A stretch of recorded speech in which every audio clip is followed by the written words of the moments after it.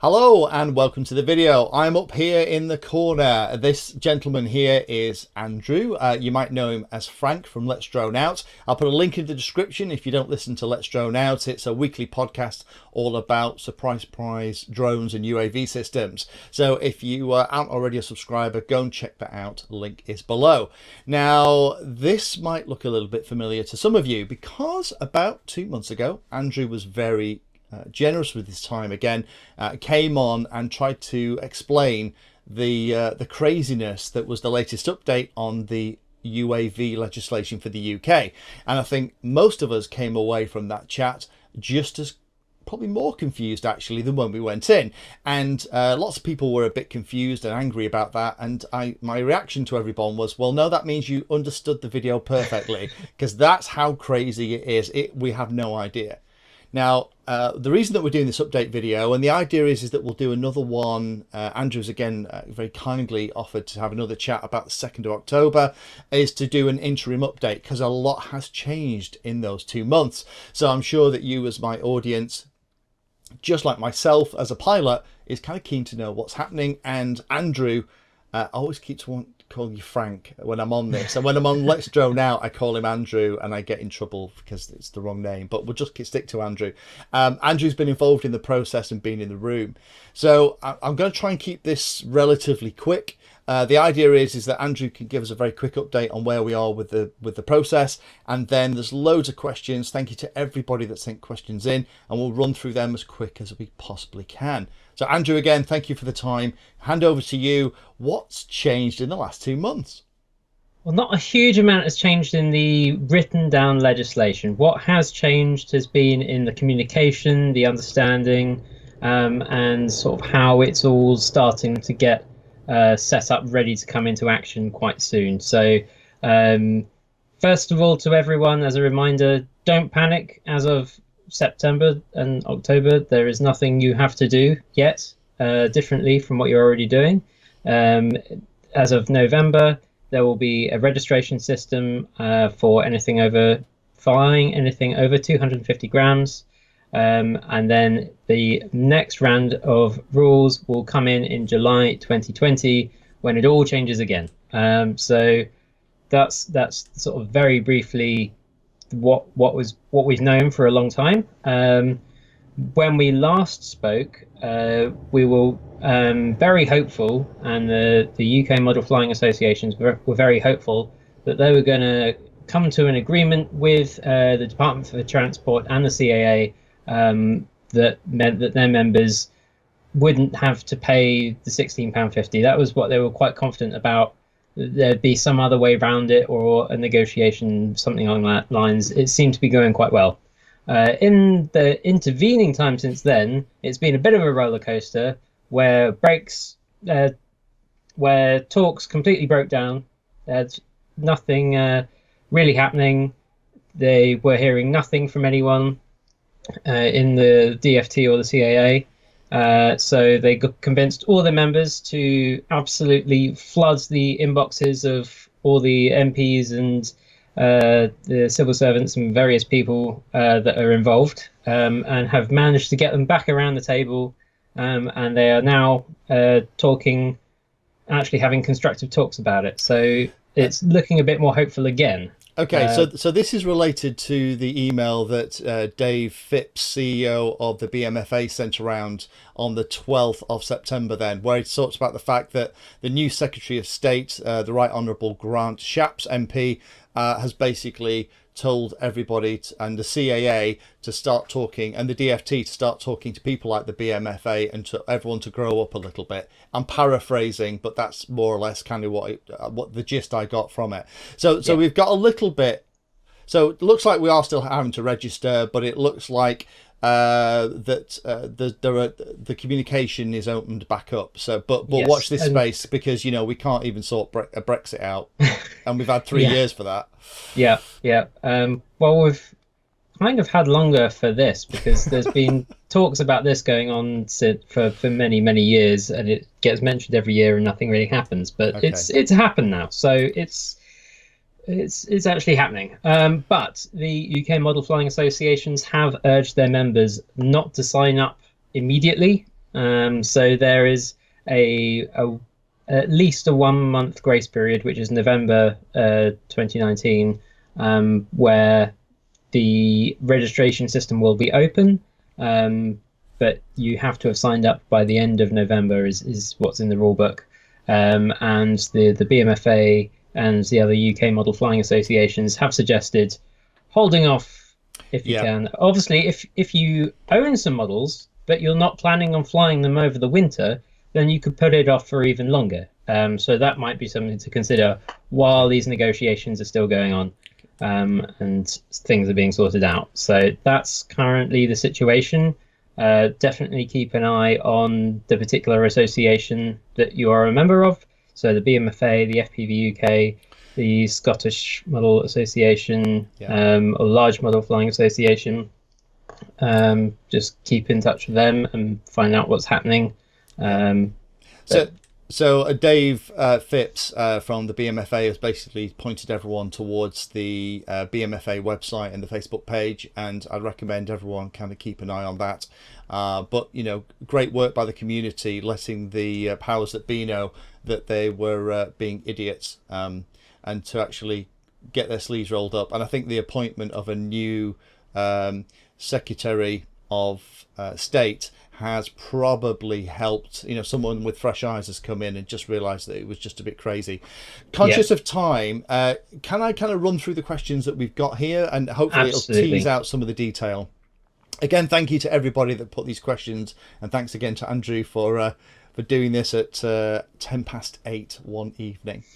What is involved in the test? You've already done it, and you already have your pilot number because you're part of can't talk about that. You can't talk about that at all. No, I can't talk about that at all. That is all under NDA. But it has been well publicized that it is multiple choice, that the answers are on the same website that the questions are on.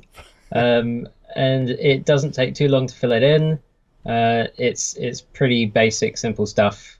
Part of the idea behind the whole test in the first place is to kind of a quality control check that all the people that are flying know the correct information. Yep. So it's not too much about testing you and finding out, do you know every little thing? It's just making sure you do know that there are some rules here. Yeah, it's knowing that. Yeah, and a lot of it, I imagine, is quite common sense. Don't be a dick, basically. So the next one then: will fixed wing models with no flight controller be included as part of this new legislation? So if I just fly wings that only has a receiver and 2 servos in it with an ESC and motor at the back, do I have to register? Yes. Okay, that's easy. No, you know what? That's probably as much as we need to go into. So if I'm doing fixed wing with flight controllers inside, I definitely need to register. Yes. Now, interestingly, one of the questions I've had about is control line, and Dave Phipps in that email mentioned that control line would be exempt. Earlier this year, there were the new rules about the flight restriction zones, about how close you have to be to an airport before you have to get permission from the air traffic control at that airport. And the control line hobby got an exemption from the CAA from that particular new legislation. Yeah. But the July 2020 rules, the UAS classes for the ready to fly or kit models that are sold from July 2020, those have specific requirements for control line models, and they're classed as well. So there will be some rules that apply to control line. As far as I've seen, I haven't seen anything officially saying that control line are exempt from registration. I've asked the BMFA for a bit of clarification on this, but I think that's probably part of the negotiations that are still going on. So again, keep a close eye on what the BMFA are saying. From BMFA, what was in the email, and I'm quoting directly, however, what I can confirm already is that those who fly only control line aircraft will be exempted from the DRES requirements, and also confirm that registration numbers can be carried in an easy accessible location inside battery compartments, blah blah blah. Okay, so watch the space for control line. We talked last time about this. There was lots of things flying around about different categories, and it really felt like people like DJI were trying to make it so that they could have a drone or a UAV system that kind of was categorized. And we talked about the fact, and lots of people have asked me, well, what about home built models? What about all of us who buy frames and build our own stuff? Briefly, how does that fit into the legislation? Is that kind of exempt, or do we still have to register if we have all that stuff? You still have to register for flying models. If it's an unmanned aircraft, you have to register if it's over 250 grams. So there's still the 250 gram rule there. So if you've built something at home and it's 249 grams, you don't need to register to fly it. Great. If it is 251 grams, then you do.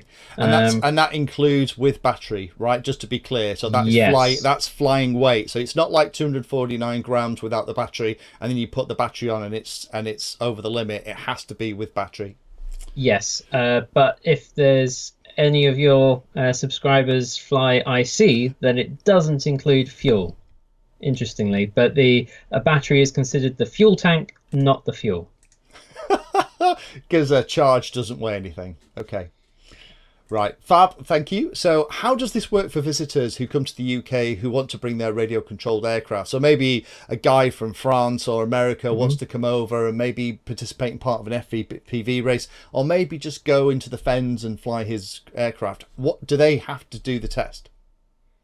So it will depend upon where they're coming from and what the rules are where they're coming from. So I mean, the EU is a touchy situation, but these rules have been written up as a group within the EU so that everyone's got the same kind of rules. Right. We're applying them in a particular way that's a bit more stringent than other places, but so you should be able to go to a European country and vice versa and tell the CAA, I'm registered with my aviation authority back home.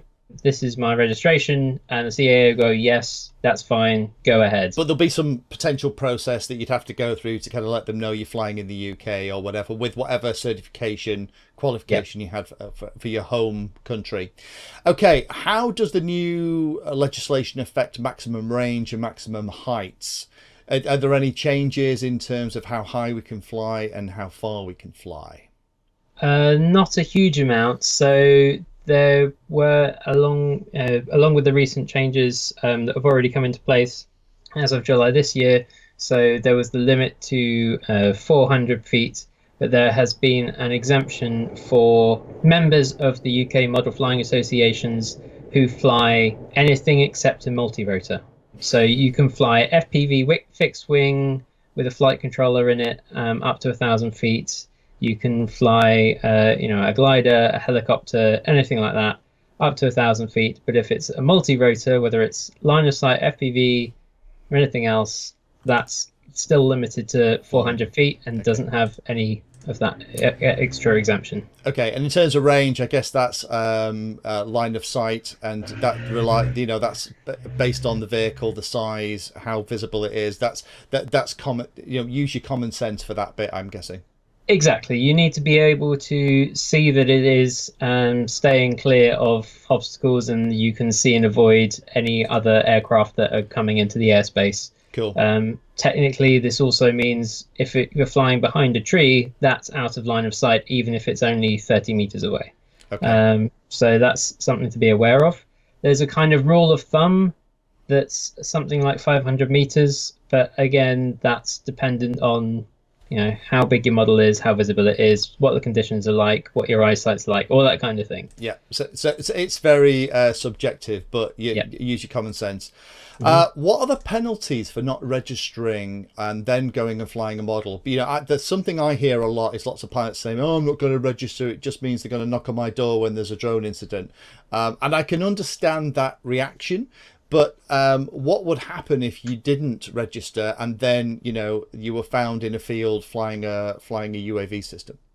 Yeah. So already, generally, the rules or the penalties for infringing the ANO, the Air Navigation Order, which is the written law in the UK for using the air, the rules of the air. There's the penalties aren't in that specifically, but the generally the thing is, it's a level 4 on the UK standard penalty scale, which is about £2,500. If you start endangering manned aircraft, then it's unlimited. You know, Right. all bets are off there. It could be whatever. The interesting thing is that for the past 3, 4, maybe longer years, every year it's been mooted that there's going to be a new drone bill coming into place, and that's going to have these extra police powers, and you'll see it in the news every time, and then it all goes quiet and nothing happens. Right. But the latest sort of idea that was meant to come out this year, but it still hasn't happened, I think they've been busy with something else, has been police powers to demand people to land, to seize aircraft, or to issue fixed penalty notices, which would be about £100 generally, on the spot fine. Cool. So Okay. those are sort of things that might be coming into play, but nothing's happened about them yet. All right, that's a great answer. Thank you. Last couple of the kind of the standard ones, and then I've got a couple of extra ones that people very kindly popped on my comment page on YouTube. One was about the use of FPV footage commercially. At the moment, the way it works is that if you are being obvious, you're obviously filming for a commercial purpose, then that's covered by the commercial license, not by this stuff. If the way it's been used until now is that if you go flying and you record your FPV footage and then subsequently use it not for commercial purposes, but then you put it on a YouTube channel or something, that is kind of not considered commercial and kind of covered by this. Does any of that change, or is it looking to change with this new stuff? So with November 2019, none of that will change. Okay. You will still need a PFCO for getting any commercial operations. But as of July 2020, the PFCO will cease to exist. There will be some other permissions that you can get for doing particular sorts of operations, so nearer people and that sort of thing. Right. Which I imagine having a PFCO already and that sort of background and all the bits written up, that will help with. But for your general run-of-the-mill flying in the middle of a field far away from anything else, that stuff won't require a PFCO for commercial operations. That will only require appropriate insurance. Okay. Which the UK Model Flying Association's insurances may or may not cover by then. Who knows? That's worth looking at. Okay, no, that's fine. So the answer is watch this space. There's movement on it. It doesn't look like there's going to be any massive negative impact, but it's all to be worked out. So last couple of bits then. So these was for specific ones. So a gentleman called Will Mitchell asked, what about flying on privately owned farmland, no right of way, etc., with written permission and under max ceiling? Will, I think the answer we've already got from that is, doesn't matter. You're going to have to register unless you want to put yourself at risk of one of those fines that Andrew's talked about. The Craft King wrote, model rockets at minimum go to 450, 500 feet altitude. For cheap starter kits, most of mine go over 750 to 1,000 feet without a license. Are they included in the regulation? Because they're still under 250 grams. They haven't heard anything about that topic. So is things like rocketry included in this? Great question. I mean, it's a very good question. I haven't seen anything particularly about rocketry, but I imagine that being an aircraft and being unmanned, and then you will probably need to register it if it's over 200, or you don't register the aircraft, you register yourself as a pilot if it's over 250 grams. If it's under 250 grams, I imagine you'll still just have to do the same things that you do now, which is, or should be, getting a NOTAM in place, for the flight, going to those altitudes. Yeah. Fantastic. So Wolf, like me, what components count as a drone? Can we change components, and how much can be changed with being considered the same craft? Wolf, that's a little bit of a moot point, because it's you that, as Andrew's just explained, it's you that's registering, and you write your pilot number on each of the vehicles. The fact that you then swap motors out on that vehicle is irrelevant. You still have to have your pilot ID on it when you fly. Yes. Oh my lord, Didactylos Diddy 4. Sorry, I've just horrendously destroyed that, and apologies to you for messing up your name. Sub 250 gram exempt from registration, but still subject to test. We've already talked about that. So the answer is, if it's all sub 250 gram, then you don't have to register. Okay, Paul Bushwell, what's the technical definition of a drone? We talked about that. Basically anything that flies that's over 250 grams, with the exception of control line, is covered. So caveat, Yeah. you know, and again, thank you to everyone for those questions. And just to kind of wrap up here, because I'm conscious we've been going now for, you know, the best part of 22 minutes. So thank you to Andrew again for your time. I really appreciate that. Is just to say a big caveat with this. This is a changeable feast. It's literally changing on a weekly basis. I'm recording this with Andrew on the night of the 18th of September. It's going to be going up on Friday the 20th. In 2 weeks' time, it's probably going to be slightly different. So make sure that you're keeping up with the group like FPV UK, the BMFA, Scottish Model Association, whoever you're part of. Make sure you're part of their Facebook and you're on their email to keep track, because those will be trying to keep you up to date. And we'll circle back on this, Andrew and myself, on the 2nd of October. The test will be live by that point, maybe. The goal is for the 1st of October, but those who want to hold their breath can, but I'm probably not. And then we'll kind of see where we're up to with it. Andrew, just to finish us off, is there anything in particular that we haven't touched on that's kind of a burning update, or have we pretty much got it all covered? Because that was quite a lot of information. Thank you. That's pretty much it covered. I would just like to point out that you know, if a policeman comes up to you and asks you questions and tells you you're doing something wrong, and you point at a YouTube video to say this said it was fine, that's not going to help you.